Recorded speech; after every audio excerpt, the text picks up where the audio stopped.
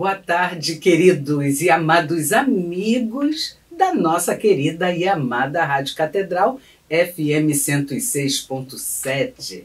Eu, Sônia Nascimento, aqui juntinho de vocês neste domingo, com uma convidada que já vai se apresentar, psicóloga também. E como vocês sabem, neste domingo, às 14 horas, neste e nos demais domingos, o programa Viver Bem, que é um programa de psicologia, de espiritualidade. E em todos os domingos temos um convidado aqui, psicólogo também, normalmente, e que divide aqui os estúdios da Rádio Catedral junto comigo para abordarmos um tema, gente, que normalmente é pedido por vocês que nos ajudam na nossa existência, a existência deste programa. Então eu quero aproveitar essa palavra, nos ajudam, para pedir que vocês continuem colaborando, entrando em contato aqui com a Rádio Catedral,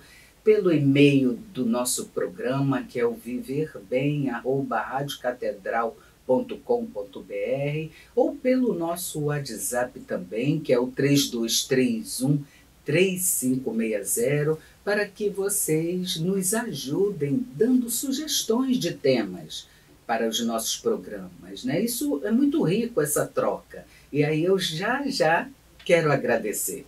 Então, já quero agradecer essa colaboração de vocês. O tema de hoje é o autismo no contexto social. Aproveitando que o último dia do mês de abril, e abril foi referenciado, né, para esse transtorno, o autismo, trouxemos uma especialista. Convidamos a especialista Ana Maria Faria, ela que é da Paróquia Santo Afonso, ali da Tijuca, ela que é neuropsicóloga, mas já vou dar boa tarde e ela mesma se apresenta. Boa tarde, Ana Maria. Boa tarde, Sônia, boa tarde a todos os ouvintes. Então, meu nome é Ana Maria Faria, como a Sônia disse, eu sou neuropsicóloga, psicóloga clínica, o meu CRP é 19.140 e estou aqui hoje para conversar com vocês um pouco sobre esse tema, né? E que a gente precisa cada vez mais divulgar. É verdade, você como especialista tem uma baita de uma experiência, né, Ana? Eu que já te conheço há algum tempo, fazemos parte aqui do grupo dos psicólogos, em outras áreas também, na logoterapia, que a Ana também é uma especializanda aí, e você que é palestrante também, está sempre abordando esse tema, não é isso? Sim. Hoje em dia a gente realmente precisa cada vez mais popularizar para que as pessoas comecem a ter um outro olhar, né, sobre a pessoa que tem o autismo. Primeiro porque são características diversas, né? Então a gente nunca tem uma pessoa que seja igual a outra, mesmo dentro do espectro do autismo. Daí ser espectro, né? Porque cada um é único, é uma diversidade muito grande dentro desse próprio transtorno. Então a gente precisa cada vez mais falar para que isso fique cada vez mais ao nível de toda a população, né, ao conhecimento de todos. Então já vamos começar. Normalmente eu começo trazendo um cenário ou o conceito. Então vamos começar, até para nivelar o conhecimento de nossos ouvintes, né?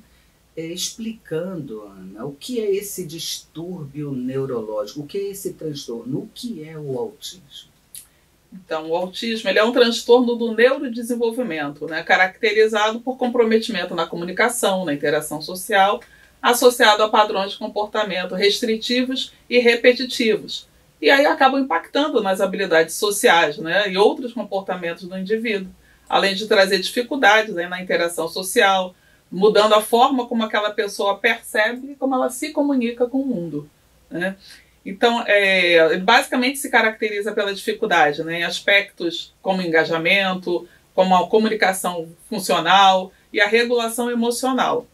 Então, o DSM-5, né, que é o nosso manual diagnóstico e estatístico, ele coloca para a gente algumas algumas dificuldades na comunicação social e na interação, como ausência, né, ou dificuldade de fala, são algumas características muito comuns. Muitas vezes apresenta compreensão reduzida de fala, fala em eco, dificuldade de entonação e o uso de linguagem exclusivamente literal, né? Eles não entendem as metáforas, digamos assim, ou o sarcasmo. Falta ou ausência de contato visual.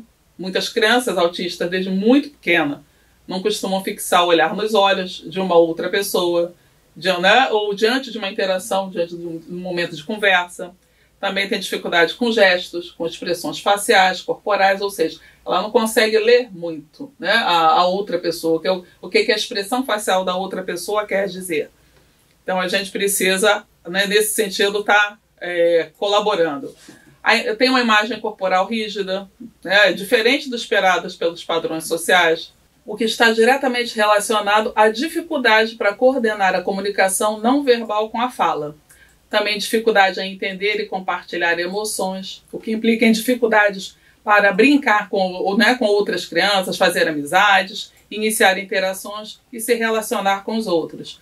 Prejuízos na interação social, muitos...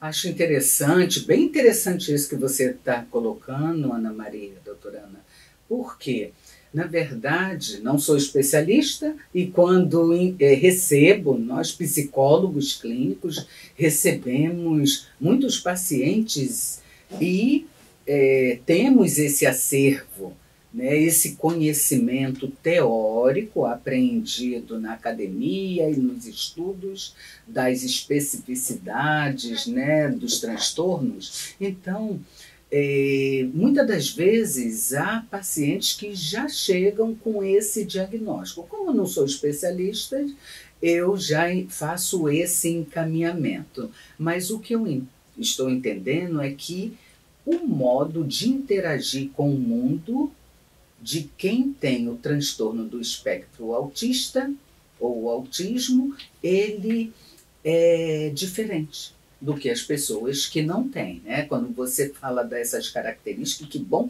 que já está falando, né, sobre essas características, né?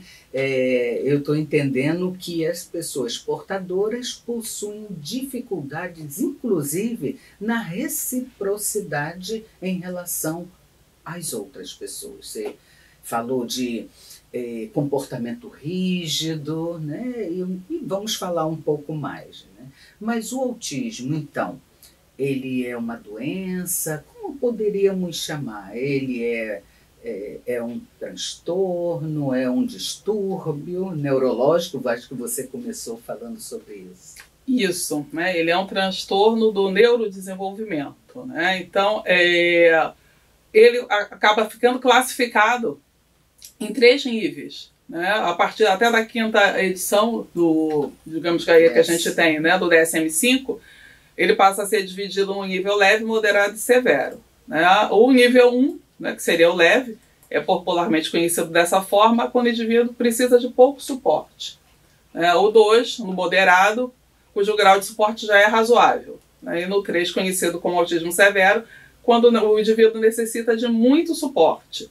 Então, assim, isso vai variando de acordo com a vida, o dia a dia, né? A vida diária dele, né? Outros vão precisar realmente de suportes para atividades básicas e outros não, né? Então, assim, muitos chegam à vida adulta sem necessitar disso e são diagnosticados em adulto com autismo. Então, a gente já verifica que sim, né, o dele com certeza foi nível leve, por isso que ele atravessou a vida adulta. E deve ter sido aquela pessoa, né, enquanto criança e adolescente, que a gente achava diferente, né? E aí, mas conseguiu ir vencendo. E muitos autistas adultos, também a gente percebe que muitos têm muita superdotação, né, em algumas áreas, seja na memória, muitas vezes também, apesar de não se comunicar bem, né? Mas tem digamos assim, é um bom lexo, né? Ele tem um bom dicionário, então ele é uma pessoa muito culta.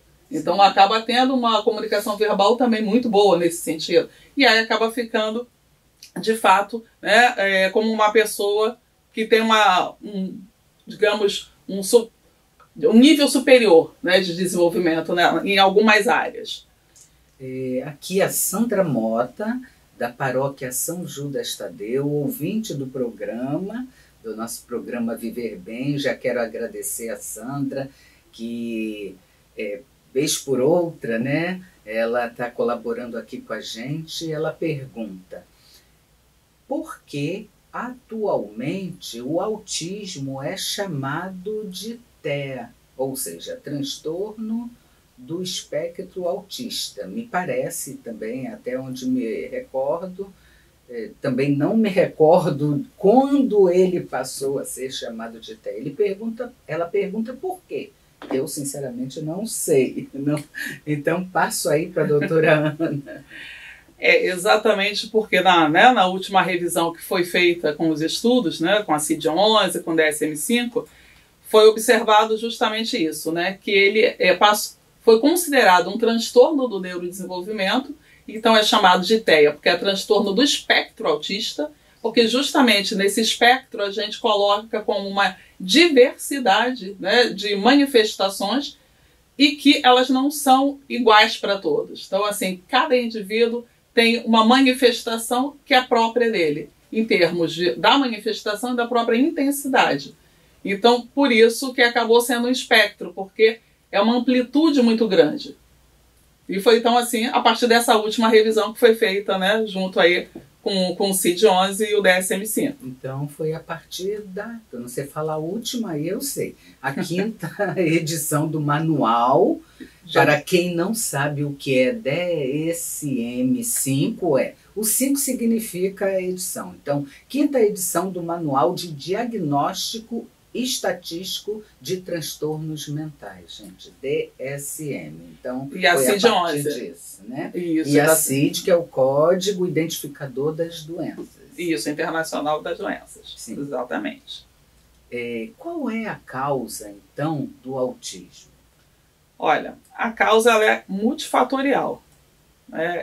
Desde uma predisposição genética, bem como também ambiental. Ou seja, nem todo mundo que tem uma predisposição genética necessariamente vai vir a desenvolver, né, o autismo. Mas quando o ambiente acaba por proporcionar isso, então acaba realmente, digamos assim, eclodindo, né, tal manifestação. Fora essa questão, né, a gente tem outras possibilidades, né?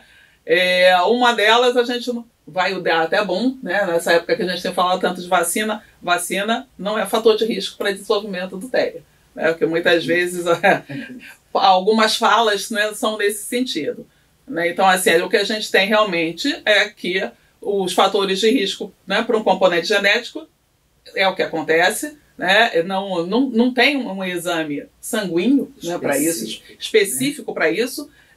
Acaba sendo um diagnóstico clínico. Né? E mais que realmente, diante dessa alteração, que pode ser genética, né, com essa herdabilidade, e o ambiente, ela acaba por se manifestar. E, gente, até para assim, nossos ouvintes, né, que não têm, que não são psicólogos, nossos ouvintes aí que estão no almoço, que estão cozinhando o almoço para a família maravilhosa. Então, quando falamos de avaliação clínica, né, que não existe uma causa específica, ou seja, não são totalmente conhecidas. Nós estamos falando do nosso olhar, dos profissionais da área de saúde, ou até papai e mamãe, que entendem que a criança está diferente com comportamento. Então, quando falamos do clínico, dessa análise clínica, estamos falando de um comportamento que abarca aquelas características que a doutora Ana Maria Faria bem colocou no início do programa, especificando o que é o autismo. E quando falamos também da herança genética, claro, se temos identificado na família, lá o avô, o bisavô, enfim, alguém que tenha esse diagnóstico, também estamos falando disso. dessa herança, dessa hereditariedade também, que normalmente passa de pais para filhos. Mas a produção do programa nos sinalizou ali do outro estúdio que precisamos fazer um minutinho de intervalo. Então peço que aguardem aí, que eu e Ana Maria voltaremos já.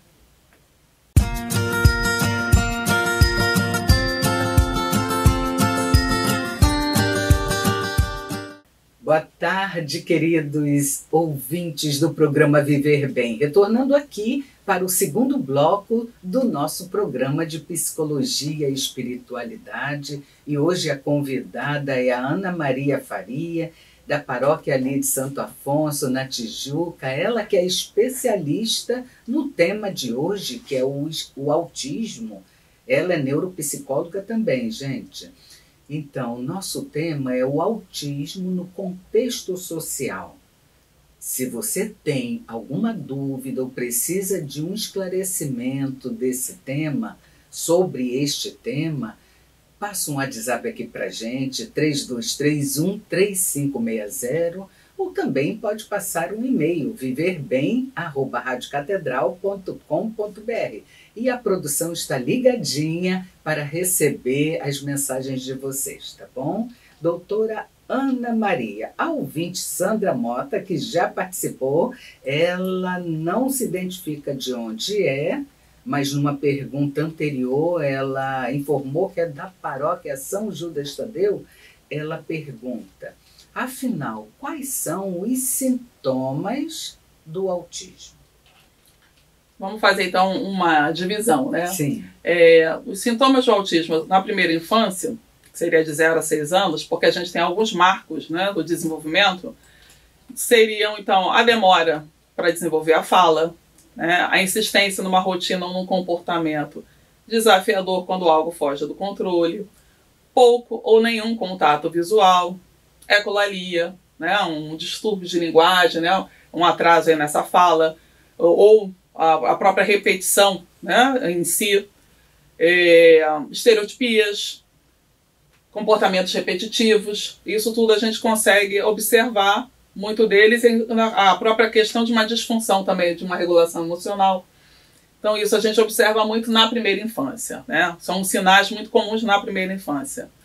E sinais comuns na segunda infância, já até os 12 anos mais ou menos, seria ainda, né, o atraso no desenvolvimento, da dificuldade em entender letra bastão e cursiva, percepção menos realista sobre o mundo, dificuldade em estabelecer relações de amizade sólidas, né, realmente de ter aqueles amigos próximos, amigos íntimos, né? E sinais de autismo em adultos, né, seriam uma dificuldade em desenvolver habilidades sociais, dificuldade em entender figuras de linguagem, né, como ironia, como metáfora, como sarcasmo, dificuldade em se ajustar no mercado de trabalho, uma insistência na mesmice ou dificuldade em lidar com mudanças na rotina.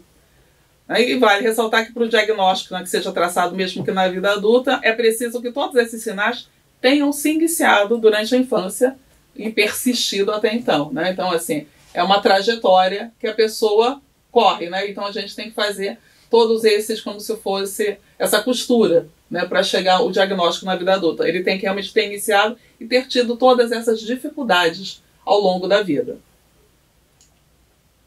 Então, assim, uma coisa que eu acho bem importante, né, falar é que a gente vem percebendo cada vez mais esse aumento, né, de casos, né, de autismo. Então, assim, a gente tem atualmente 1 para cada 36 nascimentos. Então a gente começa a ficar meio preocupado, né, no que está causando esse volume. Né? E é um volume que de fato não é nosso, até porque o Brasil ele não faz esse, né, digamos, esse levantamento, mas é um levantamento que vem do Centro de Controle de Doenças e Prevenção dos Estados Unidos. Então a gente vê que vem num crescimento exponencial, né, esse transtorno. Então, assim, a gente precisa começar a olhar e estudar mais, inclusive saber mais para podermos incluí-los dentro da sociedade. Quando fala inclusão, você falou também do nascimento, né? 1 para cada 36 nascimentos, entendo que não é um transtorno diagnosticado quando se nasce, como outras psicopatologias, outros problemas que já se tem o diagnóstico ainda na gestação. Né? Então, não é. E, então, ele tem o diagnóstico clínico na primeira infância, é isso? Sim, mas assim, é comum que nos primeiros meses de vida a gente já comece a perceber. Né, algumas coisas diferentes. Então, o diagnóstico, normalmente, ele costuma vir ali por volta dos 2 a 3 anos de idade. Sim. E a prevalência é maior nos meninos. Sendo que quando, muitas vezes, acontece da criança se desenvolver normalmente, né, até um dado ponto, e aí ela retrocede. Né? Então a gente fala justamente do autismo regressivo, porque ele foi se desenvolvendo, mas ele perdeu aquelas habilidades. Muitas vezes as crianças começam a falar, começam a interagir, mas num dado momento tudo isso para, né, e ela retrocede. Ela regride realmente a uma fase anterior. Sim. É algo que, para chamar até atenção, né, no sentido exato da palavra, despertar esse olhar nos papais, nas titias, nos professores. Quando você falou de inclusão, me remeteu à imagem de professores, eu gostaria de também colocar sobre isso, mas que estejamos atentos às nossas crianças, nossos bebezinhos aí, de 2 anos, se essas características, né? Elas gritam, elas chamam a atenção, como demonstrar maior interesse por objetos do que por pessoas, movimentos repetitivos. Às vezes conheci uma criança que ele ficava lá rodando aquele dadinho e não queria que ninguém né, se envolvesse. Sensibilidade a ações, não gostam daquela... E ao toque também, né? Não gostam do toque. Então é aquela postura rígida que a doutora Ana bem colocou. Ou às vezes até mesmo um uso indevido de um brinquedo, né?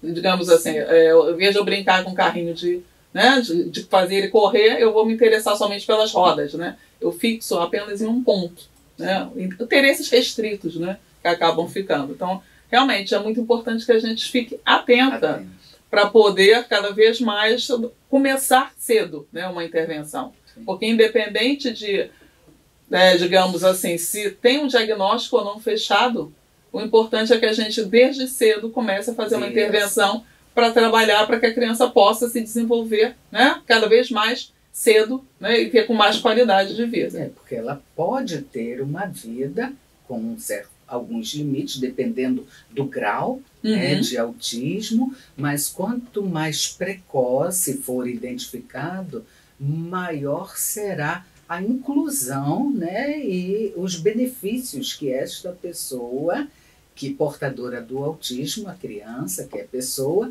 ela pode estar incluída. Quando você falou da inclusão, me remeteu a professores. Então, uma pergunta minha: como os professores podem ajudar aos pais, porque a criança vai hoje cada vez mais cedo para a escola. O bebê nasce, a mãe que tem que voltar a trabalhar, coloca lá o bebê de 6 meses numa creche. Né? 6 meses e acaba possivelmente não tendo as características tão visíveis. Mas a criança está lá. Então, como estes professores podem ajudar as famílias, aos pais principalmente, dos portadores do TEA, do transtorno do espectro autista?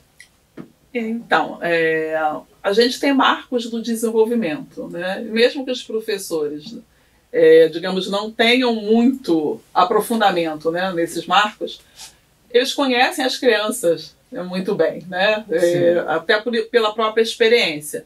Então, assim, aquela criança que foge, né, digamos assim, ao padrão, né, do que é esperado a determinada faixa etária, já seria um bom início para ligar um sinal de alerta, né, digamos assim. E aí, realmente, começar a partir daí, dessas observações, conversar com a família para poder levar o que é percebido na escola para poder haver uma troca, né, família e escola, para saber se aqueles comportamentos também são replicados dentro de casa, e aí a partir daí sim, né, então procurar uma ajuda, vendo que aquilo vai facilitar o processo de desenvolvimento da criança.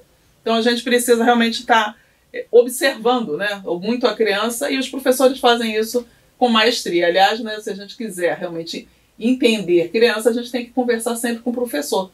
São aqueles que ficam ali dia a dia e lidando com uma diversidade muito grande de crianças, né? Sim, vejo também, eu diria, né, que os professores podem e devem ajudar, se interessar em ajudar, sim, aos pais, à família dessas crianças portadoras do transtorno. E aí eu diria que se faz necessário uma educação com este olhar e mais inclusiva. Por quê? Atendo pacientes, né, que trazem informações, que conhecem crianças da creche ou da escolinha do filho e que são portadores do autismo. E o que chama a atenção dessas pessoas é que essa criança está sempre isolada, sempre sozinha. Então, penso que esse tema autismo deva ser cada vez mais levado, palestras, né, para o corpo docente da instituição, levar especialistas como a doutora Ana Faria, que já é palestrante, né? Então, levar esses convites, abordar cada vez mais esse tema. E vai ajudar esclarecendo também aos demais famílias, no caso, né? Sim, porque o grande objetivo mesmo, né, de toda a divulgação, né, de todo o tratamento, é que a gente possa melhorar, né, a funcionalidade e as habilidades de comunicação, né, daquela pessoa que foi acometida pelo autismo. Então, assim, e aí a gente vai conseguindo cada vez mais trabalhar e reduzir até mesmo aqueles comportamentos que não são funcionais, para que ela possa realmente ficar muito mais inserida e com qualidade de vida, né? Com a família, com a escola. A inclusão é fundamental, né? A Marli, ouvinte do nosso programa, e aqui diz amiga da Rádio Catedral, ela é da Ilha do Governador. Obrigada, Marli, por sua participação. Ela pergunta: o autismo tem cura? O autismo, ele não tem cura, né? Ele é uma condição, né? Como a gente bem falou, ele é um transtorno do neurodesenvolvimento. Então, mas o que pode ser feito é justamente isso. É desde cedo, independentemente, né, do diagnóstico fechado ou não, é que comecem as intervenções. E aí sim, cada vez mais, né, sendo trabalhado, a criança vai se desenvolver com muito mais qualidade até onde é possível, dentro do nível que ela vai alcançar. Como a gente falou, a gente tem 3 níveis no autismo. Então, se a gente desde cedo começa a trabalhar, mais cedo ela vai dar respostas para que de fato ela consiga, né, alcançar mais e ser uma pessoa mais autônoma, mais funcional. Perfeito. Então, também para complementar, Marli, não tem cura, como a doutora Ana coloca, mas há tratamento com diferentes abordagens terapêuticas. Então, o importante é ter esse acompanhamento clínico, a terapia com profissionais especializados, e o médico, normalmente o neuropediatra, eles fazem todos esses encaminhamentos até para que a criança ela supere, né, as diversas etapas que estão por vir. Tem perguntas, estou procurando, que a produção está me passando. Você bem estava colocando a própria questão, né, como você disse, a gente tem várias formas realmente de se trabalhar, e o importante é que esteja sempre também, além daquela questão da orientação, né, a orientação parental, uma equipe realmente, né, que aí é composta por uma equipe realmente multidisciplinar, para que possa desenvolver tudo o que é possível, né, seja fonoaudiólogo, psicólogo, terapeuta ocupacional, né, o neuropediatra, mas tem que realmente ter uma equipe para poder alavancar, né, um psicomotricista também é muito interessante, para trabalhar todos os aspectos que ficam, né, acometidos pelo transtorno.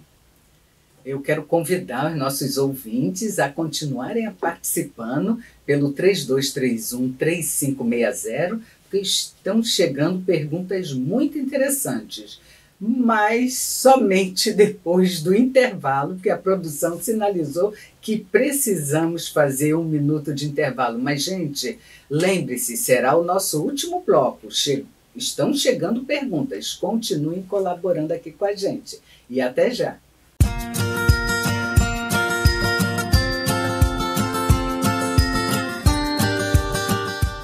Boa tarde, queridos ouvintes. Estamos voltando aqui, como eu falei, no último bloco do nosso programa Viver Bem. E hoje o tema é sobre o autismo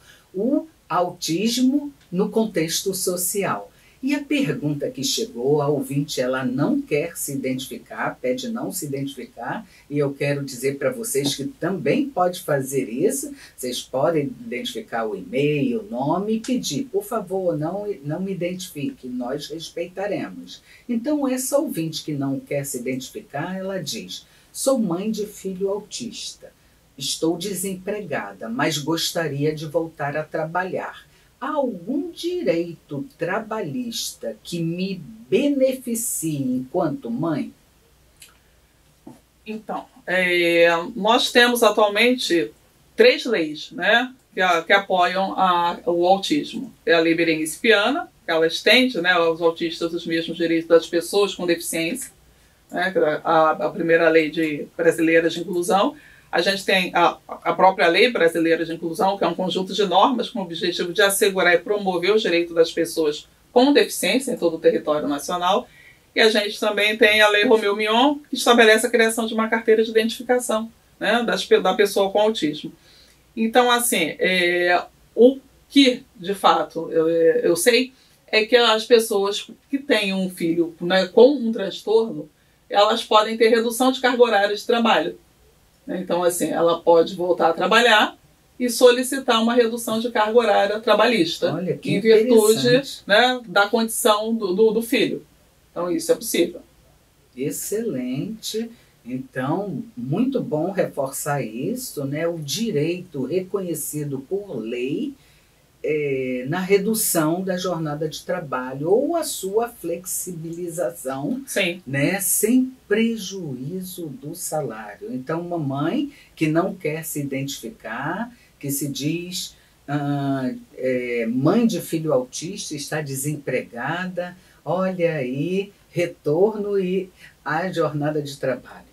Isso, é interessante que as pessoas, né, busquem ler essas leis, né, para que ela tenha acesso realmente a todos os direitos que ela beneficia, que agora eu não vou conseguir realmente enumerar, mas é interessante conhecer as leis, o que ela vai possibilitar na vida dos cuidadores, né, e da própria pessoa, né, e também até mesmo baixar. A gente tem vários, né, digamos assim, e-books, né, protocolos, diretrizes, que são do Ministério da Saúde sobre o autismo, para que acesse melhor, né? E aí você tem cada vez mais, não só o conhecimento acerca, né, da patologia em si, mas também de todos os seus direitos e todas as formas que você pode propiciar o desenvolvimento do seu familiar, do seu filho.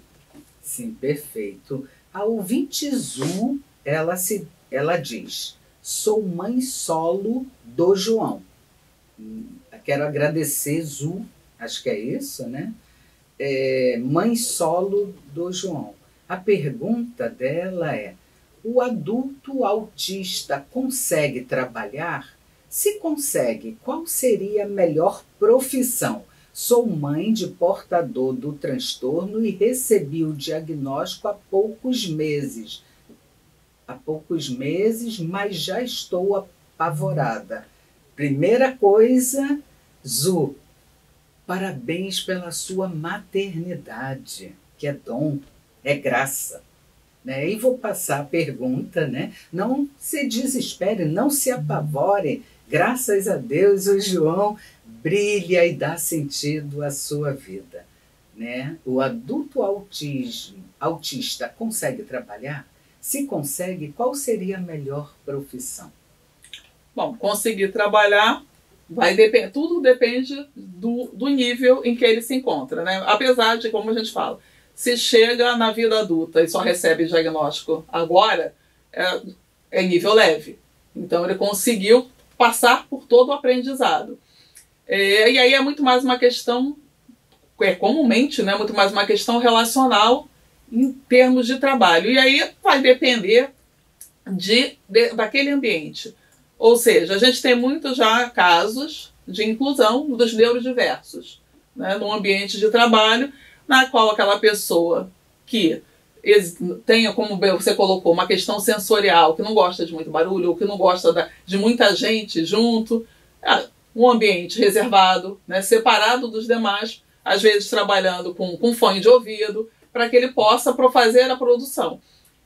No que ele vai exercer, qual seria a melhor profissão, aí vai depender muito de cada um, né? Mas normalmente essas pessoas conseguem trabalhar com coisas que ela lide sozinha, né? Que ela faça sozinha, e é que não necessite da interação. E aí, realmente, fazendo sozinha, ela pode ficar num ambiente reservado, né? Quieto, sem nenhum outro estímulo, né? Digamos, que eu possa distraí-lo ou incomodá-lo. Então, já penso, né, que a área tecnológica, né, a pessoa que está ali com o seu computador, programador, desenvolvedor, né, porque trabalhei durante muitos anos, 32 anos, já sou aposentada há alguns, há muitos, 10 anos. Então, tinha uma área lá que a pessoa trabalhava sozinha. Eu trabalhei em área de tecnologia, mas empresa do governo, né? Minha prática era outra. Então, me chamava a atenção. Então, como sugestão para que a Zu, mãe do João, não se apavore. Tem sim, veja o que a doutora Ana bem coloca. Vai depender do grau. E ela recebeu o diagnóstico há poucos meses. Então, as pessoas são únicas. Né, Zu? As pessoas são únicas. Quanto mais uma política de inclusão será melhor, tanto para o João e eu diria para a nossa humanidade. Precisamos estar atentos, nós todos, a isso. Deixe-me ver se tem mais perguntas. Como o tratamento da psicoterapia pode ajudar? Ela vai estar trabalhando, né, na psicoterapia a questão comportamental, né, vai regulando as emoções. E normalmente existem alguns fatores que promovem, alguns gatilhos que a gente chama, que fazem com que a criança, né, ou o adulto desregule. Então, aprender a identificar esses gatilhos, aprender como lidar, né, quando alguma situação se coloca à frente. Então, ela vai trabalhando muito mais nessa parte da regulação emocional e da resposta comportamental, né? Então, a psicoterapia ela vai atuar muito mais nesse sentido. Ela é basicamente aplicada nessa área mesmo. Então, a gente precisa de ter, né, um envolvimento para poder fazer com que, muitas vezes, se faz necessário que a criança ou o adulto, em muitas situações, para que ele modifique aquele comportamento, seja também feita uma sensibilização para algumas situações para que aquilo não ocorra, né? não volte a ocorrer em outros ambientes. Ou se ocorrer, pelo menos ocorrer com menos intensidade. Existe um benefício, acho que você já falou também, mas é uma ouvinte que não quer se identificar, ela pergunta. É ouvinte, é um homem. Existe algum benefício jurídico para o portador do autismo? Qual? Acho que você falou de uma lei, né? São a lei da Beatriz Piana, né, como eu tinha colocado, e a lei brasileira de inclusão, porque a lei Beatriz Piana conseguiu equivaler, né, à lei brasileira. Então, esses são os benefícios, bem como a questão da lei Romeu Mion para a identificação, né, do autismo. Então, são os benefícios aí jurídicos que a gente tem. Aqui, olha, sou mãe de um filho autista de 14 anos. Existe um remédio eficaz para os sintomas do autismo? remédio eficaz, né? Isso tudo depende vai depender de cada um e realmente do nível que a pessoa se encontra, a criança se encontra. Alguns podem ser que necessitem de uma medicação mais forte, né? Se for um pouco mais, né, agitado, um pouco mais agressivo. E aí realmente vai precisar de uma medicação para sustentar mais um comportamento mais empático, né, digamos assim, com menos agressividade. Então tudo isso varia de acordo, né, e conforme realmente o nível que cada um se encontra. Não tem assim, um remédio que seja específico para melhora. Sim, existem remédios que são comuns utilizados, né? São comumente utilizados, mas um que seja específico, não, aí depende realmente do grau aí, né, do nível de autismo. É verdade. E os próprios, essa equipe, né, como a Ana bem colocou, equipe multidisciplinar, o neuropediatra ou a psiquiatra, enfim, vão ter maiores condições mas podemos dizer que existem medicamentos para tratar as condições associadas ao próprio nível de autismo, porque bem sabemos, como a doutora Ana no início colocou, observamos alguns comportamentos, então a agressividade, a hiperatividade, e estou trazendo aqui memória de algumas falas, né, de pacientes que convivem com crianças autistas. Então, a nossa orientação enquanto psicólogo é mais buscar essa informação com esta equipe que acompanha a criança, né, os médicos. Isso, e você tocou num ponto, né, quando você falou do TDAH, interessante, porque a gente tem dentro do TEA algumas comorbidades comuns, que são realmente, né, o TDAH, a deficiência intelectual, né, o transtorno de ansiedade generalizada, a gente costuma ter, epilepsia, entre outras coisas. Então a gente realmente, por isso que vai variar, né, essa condição, né, de qual medicação, né, então ela realmente é efetiva, ela é necessária, né, e quais são as comorbidades associadas. Então tudo isso vai fazer com que a medicação seja específica, né, apesar de a gente ter as medicações que são comumente utilizadas, mas vai ser específica para cada caso, em virtude de se há ou não uma comorbidade associada ao autismo. E até a própria síndrome de Down também né, está associada agora ao autismo. Então a gente vê que a gente já tem, né, pessoas que têm, digamos, a condição primária da síndrome de Down, né, e a secundária do autismo. Então a gente vê que a amplitude está ficando cada vez maior, né? Então a gente realmente precisa estar atenta, né? O que está acontecendo, né, com o nosso mundo. Com a humanidade. Tem uma pergunta que é minha. Aproveitando assim, essa sua colocação, Ana, o que devemos ficar mais atentos? O que está acontecendo com o mundo? E aí eu observo as relações.